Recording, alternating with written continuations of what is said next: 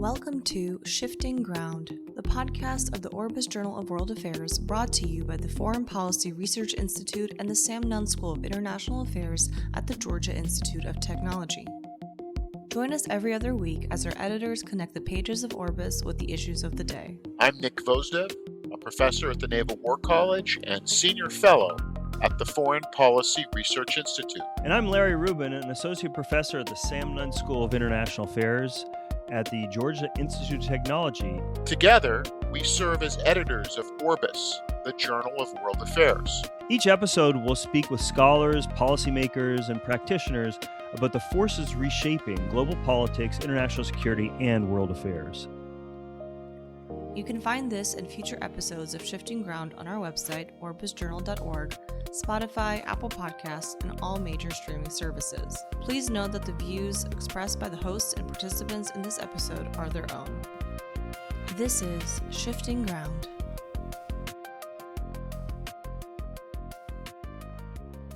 Stacey Dixon, we are really incredibly thrilled to welcome you and have you on our podcast today to talk a little bit about your article and everything else that comes to mind.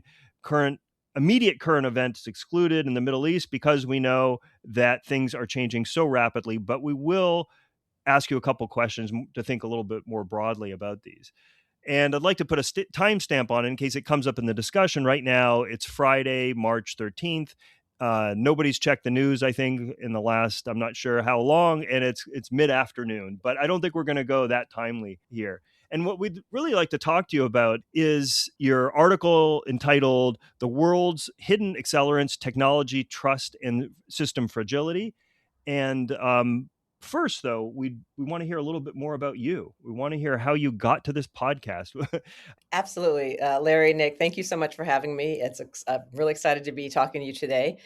I always start with, I am an engineer from Washington, D.C. I was trained at Stanford University, where I received my bachelor's, and then Georgia Tech, where I received my master's and PhD. So I'm an engineer who was surrounded by government and the intelligence community growing up, but who never thought that she would end up either working for government or the intelligence community. I found myself on an academic path, pursuing a career as a professor potentially, and then did this sort of hard pivot right when it was time to decide whether I was going to go to a university, and found myself in the intelligence community at a time when there was also a recession happening in the world. My first job was as an engineer working for the CIA, working at the National Reconnaissance Office building satellites. And from there, I had very interesting experiences working on the Hill, working in congressional affairs, working in research, and then later in my career, really looking at management positions and looking across the community, leading the organizations of the intelligence community.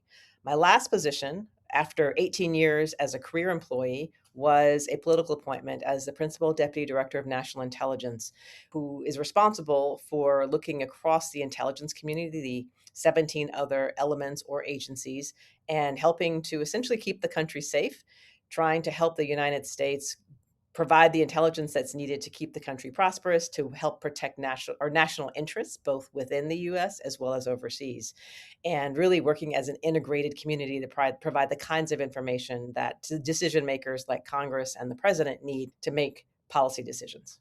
I know you touched on it a little bit, but tell us a little bit more about that bridge between becoming an engineer and then making your way to not just because you're working in national security, but policy, somewhere along those lines. So as I mentioned, that I did start my career as an engineer, but then really quickly moved to have all of these other non-engineering experiences.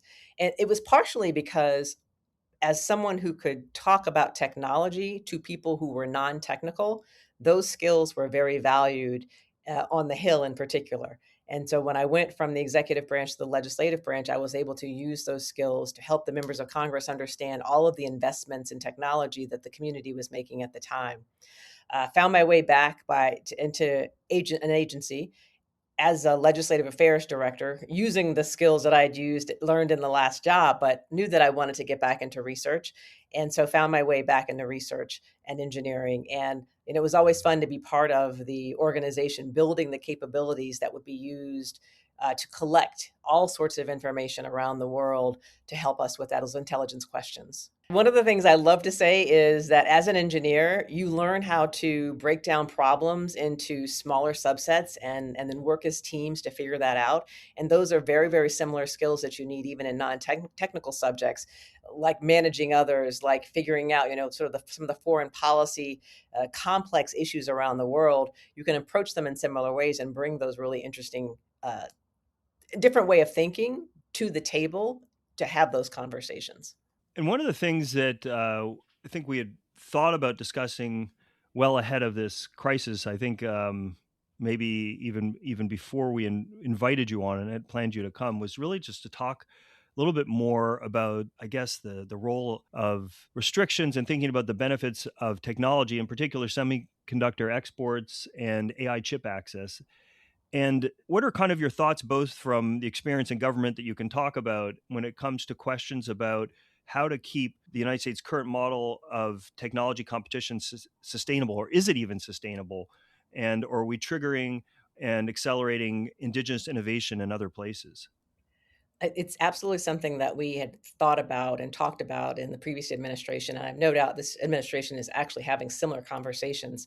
It's that balance between national security, protecting the security of the country, and helping and allowing U.S. companies to play out in the global market, not hindering them from selling whatever capabilities they create, but understanding what the threats are going to be. And sometimes you see the government putting in regulations and restrictions as to what can be sold overseas, with the goal of keeping very sensitive or very advanced technologies out of the hands of those who might use it for harm, either against our country or against our interests. And it's a really delicate balance that, frankly, we don't always get right. Sometimes we restrict companies, and I say we still, government doesn't always get right. Sometimes restricts the ability for companies to sell their wares overseas because the government or the US company has the advantage and has something that no other company around the world is creating. The question is, are the regulations released in time for that company to then be profitable? And sometimes we keep the regulations in place a little too long. One of the other things that you have to make sure you're doing is not locking something into statute, knowing that it may be very difficult to actually change the law. So while the law can say that there are going to be regulations on what is sold, you wouldn't want to put the specifications in the law itself. That's where your regulations or your executive orders would come out so that you could change it as technology changes, because technology changes so fast. And what was state of the art one day, 3 months later, 1 week later, whatever the time frame is, won't be state of the art anymore. And you have to be able to balance that well. And I think that's a sort of a constant conversation that the government is having with industry, because industry will know where they're headed, where their investments are going to be, where they're going to be in 3 6 months. And sometimes they will even have a better sense of where their competitors are around the world. And that information should be at the table where those discussions are taking place. Well, one of the things that has been raised is that too often we seem to have in our policy process that someone starts off in the policy world and then learns on the job about the technology side, the business side. What do you think about those who say that we should be reverse engineering in the different direction? That is, that we should be getting people from the tech and business side and then have them learn the policy process as they go forward. I think we will be much better off when we have a nice balance of people who have the subject matter expertise or in that technology and then bring that to the policy side. But it's also useful to have people who've been thinking about policy and then putting them at the table with those individuals who have the technical expertise only. I think I learned it the other way. So I learned it with the technical expertise and then had to learn how policies are made. How do you have the kinds of conversations that are going to lead to either laws or regulations effectively so that you can not create laws and regulations that impede, especially the innovation that we're hoping to see more of in this country. But I think it's a nice mix. If you've got people who understand the technology and learn the policy side later, and people who learn the policy side and then can work with those folks who know the subject, have the subject matter expertise, it's sort of a win-win situation. So I want to see both at the table. One of the things, kind of to take this conversation into somewhat of the current context, but just rather regionally. As we watch the conflict in the Middle East unfold, what do you think it reveals about how accessible technologies such as drones, precision systems, or cyber tools, and what it reveals about them and how they're reshaping the character of warfare? It's interesting looking at, so this is sort of March 2026, current conflicts around the world. I don't know that anyone should be surprised that we see the use of drones in particular in the sort of Iran, Israel, US war that's happening right now. I would say some other locations around the world, one would say, how did those drones, how did that advanced technology get there, knowing that there's no indigenous industry, for example? So clearly it's being sold by others around the world into those conflicts. And frankly, it can have a huge impact on where those conflicts goes, who the winner is, how long those conflicts last. That is one of the things that I brought up in the article, literally, that this democratization of technology is changing not only the face of conflict, but a lot of technology is going places that would not have indigenously produced it, at least in the timelines that we're talking about. Maybe years down the road, they would have had some capability like this, but they're getting it now because other countries are sending it to them or selling it to them. And it really is changing the way that conflicts go. And I think we're only, we've seen that also in the aspect of the internet. The internet gives people the ability to leverage tools like large language models and other things that can give them advantages in whatever it is they're trying to pursue. And we want to, we're excited when that's used for good, but in many times this can also be used against the US in ways that are threatening to our country or our national interests. And a related point, and both to what you wrote, one of the interesting parts was you really talked about the idea of information and trust, and we'll get into that a little bit. But one of the things we've been seeing in this conflict in particular is this competing narratives or incorrect or misinformation, disinformation, all rapidly spreading online, and really, as we'll probably analyze later, potentially having a significant effect on conflict, and it could even have an effect on how others outside of the region understand this conflict and maybe mobilize or radicalize. So, how do you think this current information environment complicates crisis management in general? I think it absolutely can lead certain things to happen in conflicts that would not have happened otherwise. It can lead people in the society to take sides that maybe they would not have otherwise. It can lead others outside the conflict to react in different ways to it, especially if it's compelling. We've seen in this particular conflict in Iran, as well as in other conflicts around the world, the use of social media to try to change public thought about things, whether it is trying to persuade people that one side is having more of an outcome, more of an impact, more success than they actually are, which we did see in one case where I think there was I think the social media post had suggested that a bombing had happened on a U.S. base, or a base where there were U.S. service members, that actually hadn't happened, not in that conflict anyway. And so that was trying to change the narrative of how successful is Iran being, for example. You can imagine this happening in many places around the world where there are conflicts where one side wants to get the public behind them, because what the public thinks, what individuals in the society think, what companies in the society think and do, absolutely can have an impact on the way that a conflict progresses. And it's almost an additional factor of war that needs to be taken into consideration, that many times we're not thinking about all of the possible stakeholders in a conflict. You think about the people that are actually fighting, but so many more people, their say really does matter, especially if it's to support, if they decide to support the government or they decide not to support their government. That really has an impact on whether the government can stay within that conflict. And this ties in actually really well because I was kind of leading in that direction. We're heading in that direction with our conversation about the main focus of your discussion, and your paper is I'll title and obviously plug it. One of the points of to really elaborate on some of these points, the world's hidden accelerants, technology trust, and system fragility. And in it, you argue that some of the most consequential forces shaping global politics are underlying accelerants rather than headline crises. What do you mean by that?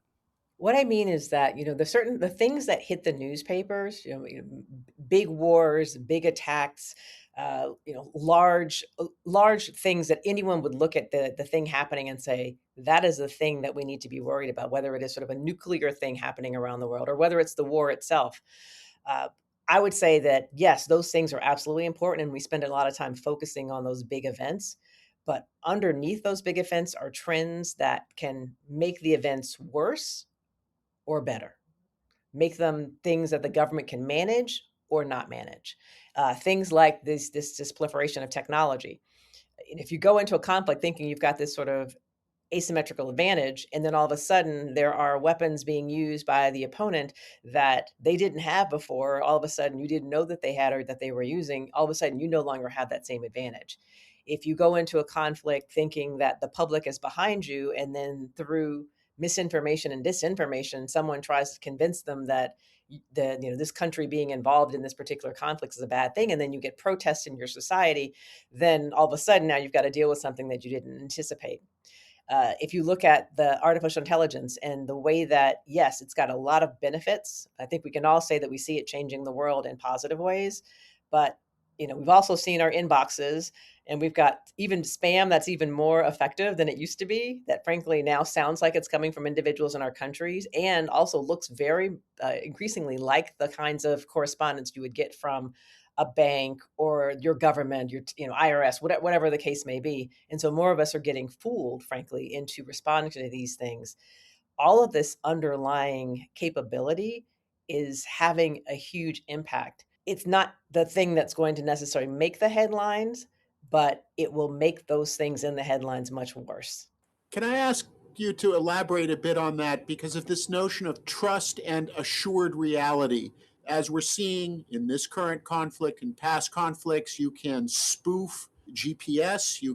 People think that they're on a safe maritime or air corridor, and it's not. They think that food or medicine that they're consuming is safe because it's passed an inspection, and it's not, or variety. So, I mean, beyond just, I think people are aware emails may come and you may get the spoof call that sounds very much like a friend or a spouse who says, I need you to wire me $300. But beyond that, I mean, are there concerns that our ability to travel, our ability to consume food, the safety of our water supply can be negatively impacted by the ability of these tools to unassure reality? Absolutely.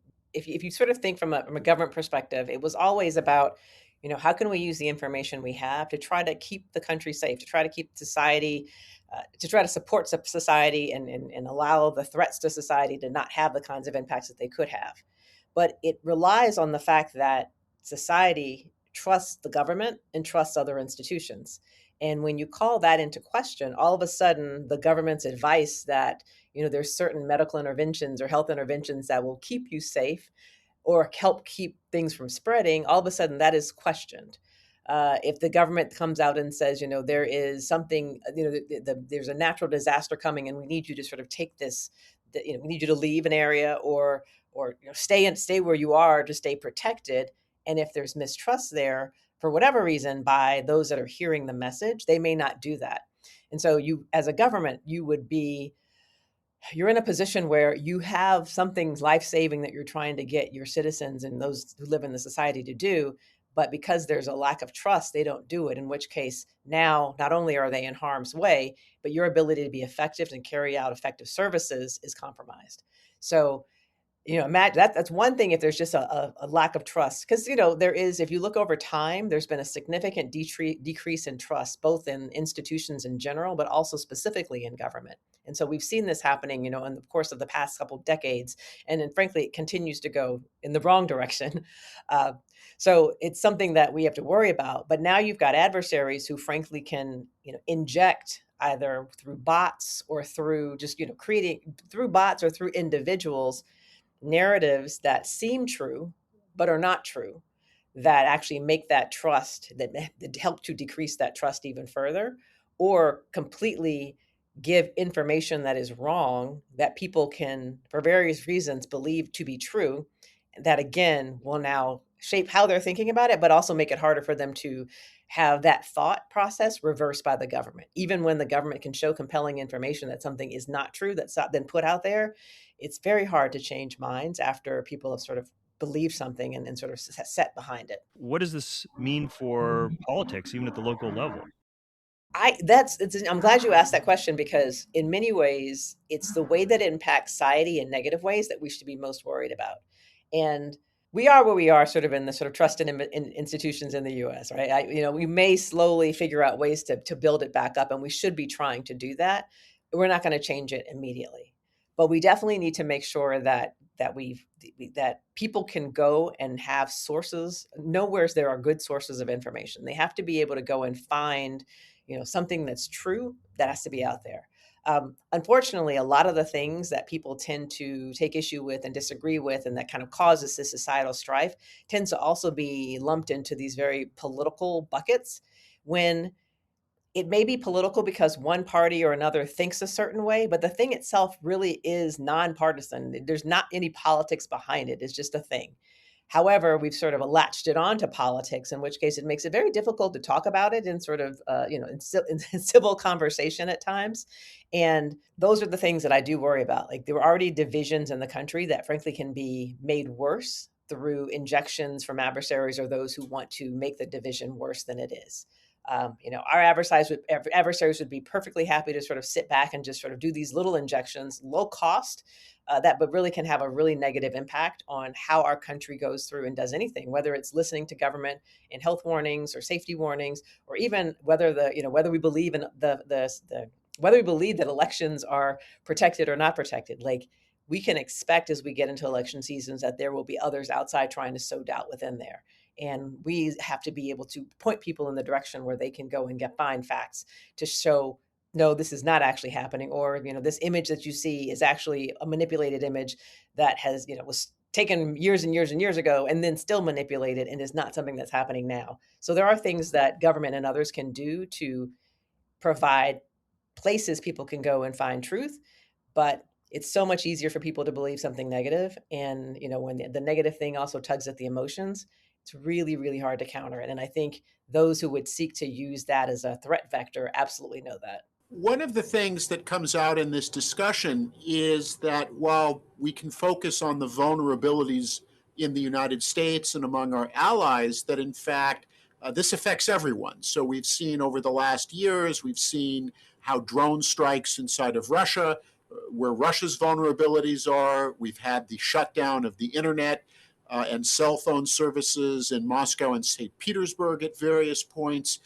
Is there a sense that it's not just the United States, but are all countries vulnerable? Is there an interconnectedness in this vulnerability that makes it that it's not just the United States, which is the recipient, but that other countries may fear that they could be on the receiving end of these types of disruptions? Absolutely. Absolutely. I have definitely seen around the world misinformation, disinformation campaigns that are typically targeting the part of the government that's in control, or targeting the part that's trying to, run against those that are in control. And it is increasingly useful. And the beauty, I guess the beauty of artificial intelligence and large language models is, yes, it can tailor things to look great in English, but it can also tailor them in any language possible around the world, in which case you can make culturally relevant content that is extremely believable.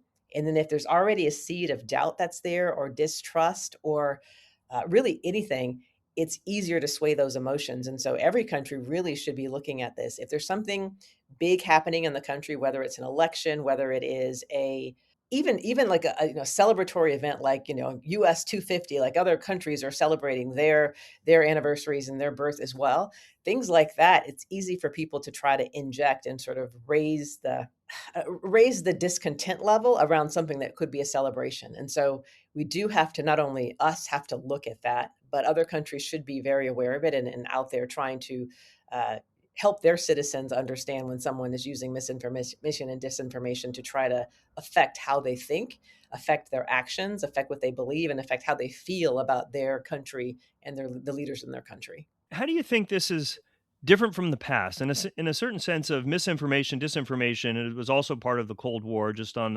I guess a higher or broader scale. But what makes this what makes this different? Is it the penetration? Is it to societies? Is it the speed at which it happens? Or I don't want to lead you too much into my question. I do think, and Nick mentioned the word interconnectedness. I really do think it's there. The internet has provided a way for us to feel like the world is extremely small, and that we're, so many degrees of separation, like everyone is closer to someone else around the world than ever before. And the fact that the information can move as quickly as it does. And, we've got, for good or bad, we've got algorithms out there that have learned that people appreciate bad information in particular. And I don't know that the algorithms are prioritizing it, but the algorithms are trying to keep people looking at social media and other things. And so it happens to be spreading some of this disinformation and misinformation. We've created a situation also where the ability to curate information is seen very negatively, and which also gets mixed up into not just freedom of speech, but also some politicization issues. So it becomes very difficult to counter some of the things you're trying to see without it feeling like you're censoring something in some way. And so that's an added thing that makes it a threat that people don't really want to touch. But absolutely, the speed that the internet provides, the ability for information to get out there, the ability for a lone person to suddenly find themselves having this platform where they can touch millions of people if the message is interesting enough. So you have new players where it used to be, governments, large corporations that were the voices that you would hear out there. Now you've got all people, many people who have the ability to be that large voice. And you can't really it's hard when you've got that many people who can really make a shift in society and or impact the way that many people think about a particular topic. And one of the things we didn't get a chance to talk about, and I want to kind of wrap this into the conversation, is this notion, which I think is very interesting, and I hope a lot of people will pick up on it, is this notion of an accelerant. It was a key accelerant, and basically, I would like you to just elaborate a little bit on what that means for you, and then we'll give you a little time to think about what key accelerants might be for the future that you would look out for. The example that I like to give of an accelerant is it's a pretty straightforward one. A lot of places around the world, the investment in infrastructure, and I'll use water infrastructure as the example of choice. It's not great. There are already issues of getting clean water to places, or even dealing with regular rains that happen to come through. You get flooding or whatever. We've also seen recently a lot of extreme weather events, and these events sometimes have caused tremendous amounts of rains to fall in a very short period of time on those same locations. Whereas there already was going to be a problem, the fact is the underinvestment in the infrastructure can now make for basically situations where people can die as a result. People were already frustrated that the government wasn't taking care of the population. And now this has made it even more so. These lives have been lost. And all of a sudden now you have protests and people that are possibly negatively have with negative feelings towards their government who may be willing or persuaded to take activity. And so just this underlying thing of this sort of underinvestment in the infrastructure, coupled with something that's just a natural thing, rain, all of a sudden is a problem that could possibly spiral out of control for that particular city, town, state, country, whatever the case may be. And so it's those kinds of things that I think about when I think about accelerants.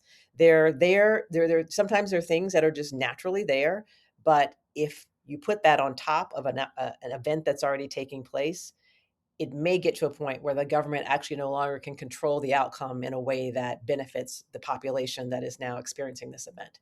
And to build on that, then, what would be some of your recommendations that you think the U.S. government should be looking at over the next number of years in addressing and coping with the accelerant challenge?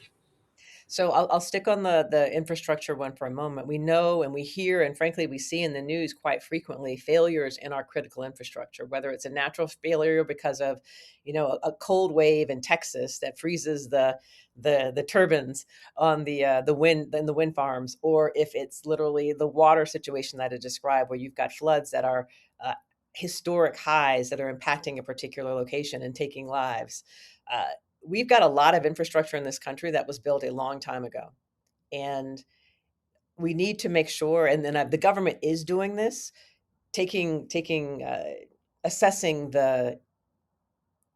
how healthy, how strong these things are, whether it is communications infrastructure, whether it's transportation infrastructure, certainly energy infrastructure, healthcare infrastructure, like all of these things should be monitored by the government and frankly others.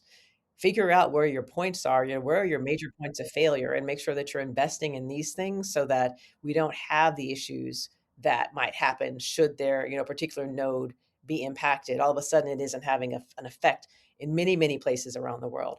The government, in partnership with localities and industry, and what we know about our commercial or our critical infrastructure is not all of it's owned by the government. And so now you've got players involved that you have to also interact with to make sure that everyone is making the kinds of investments that are needed. So that's one thing. Know the infrastructure, know where the vulnerabilities are, put extra protection against those vulnerabilities. The second thing is, and we've seen this over and over again, our cyber hygiene in many ways is not where it needs to be. I know I've been looking at cybersecurity for quite some time, and I was on the Hill when the initial large tranches of cyber dollars came in, and we had the cyber czar, and we were really aware of the fact that, and this was in the 2007 to 2010 timeframe, so this is not recent. Cybersecurity is something that you're never done investing in because people who do cyber attacks are always going to try to get better. We need to do better not only in protecting our systems, but leveraging technology to help us protect our systems. Individuals need to take the responsibility that we have as individuals for patching our own systems. So there's a lot of things that we can do there. So knowing the threat, knowing where the most significant vulnerabilities are so that you can put extra protections there is absolutely something that our country needs to be figuring out. And then, on that whole idea of misinformation and disinformation, and this is absolutely something that the intelligence community and others are looking at, but are there people that are are there adversaries, that are trying to influence the way that our citizens and those who live in the US think, and trying to encourage them to take action that will be sort of negative towards the government? We can watch that. We need to figure out how to partner with other voices, though, to make sure that as tools are developed that kind of parse through what is true and what is not, that one, they don't get politicized, but two, that there's somewhere that people can go to find what is actually truth, and then training that into students from very young ages, and then reminding people over the time, like, that they need to go back and look at the sources of information. Where's this stuff coming from? We have to have that knowledge and ability, and we call it now critical thinking skills, but we really have a lack of teaching that along the way from the earliest children all the way through, reminding people to think critically about what they see coming their way. We just gave people this opportunity to be able to be immersed with all of this social media, all of this information, without giving them the tools to really be able to protect themselves and to know what's true and what's not true. I think the last part's also, before we kind of move on, really interesting both for Nick and I, because we teach at different institutions. And I think, at least for me, and Nick can obviously speak for himself where he comes from, we just kind of took for granted in the past that people would understand what trusted sources are. And we've seen this evolve over the last 5 to 10 years. And if people remember, at first Wikipedia came out, people didn't really trust it. And then now it seems like, it's not a bad source because it's been democratized to some extent, even though there are huge problems and fights. But now we really have to keep an eye on this. And then it becomes really not just about the information, but information generation is what we've been dealing with in AI right now. So the last kind of question I want to ask is if you have big questions, in the sense that you've laid out some things you would want to, you would want the government to focus on, but what are your questions that you would ask? And maybe we won't be able to we'll answer it another time, but if you had big questions to ask, what would they be? I'll take that in two directions. One of the questions that I have is, and we talk about it a little as we're talking about technology getting out into the world. We talk about artificial intelligence and how it's going to change jobs in many, many ways. I would love to see, and it's great, talking to some people who are in the academic institutions, because I think this is where the research needs to be done, but really an assessment of truly how is it going to affect society if the most negative predictions happen. And I don't know that they will, but if the most negative predictions about the number of jobs that will go away over time happens, and there are less people with jobs, how do societies deal with that? How does the government get into a place where able to counteract that negative, potentially negative influx of people into the unemployment market. How is society going to change as a result of all of the automation that's coming? Automation is great, but if it does take away some jobs and it takes away enough of them, then there's going to be other problems that are created. And so that's one of the questions that I have that I would love to see someone think about and truly use. The other one is, there is a lot of technology out there, and one thing that we can do now that I don't think that we could do as well before is predict unintended consequences of things. So as researchers are creating new capabilities, I would love to see a requirement somehow for them to think about what would someone who wants to do harm do with whatever the thing is that you've created. Like, I need some sort of evil geniuses out there to kind of start taking the good thing that they've created and figuring out how it can be used for bad so that we can put guardrails in place. Not trying to slow down innovation, but the problem is, for many things, we get them out there in the world and then we're surprised by the negative things people do with those things. I've personally seen, and I think you both have too, the increase in the use of modeling and simulation in many of the very complex things we're seeing in this world. And I think there's a place for that.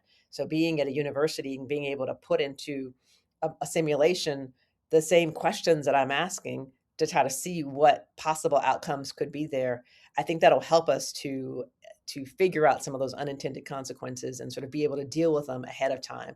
And of course, someone else will come up with some other idea, but at least we've thought it through a little bit. And so I guess the question is, are we willing to use technology to help us with the possibility that the good technologies we create will be used for ill?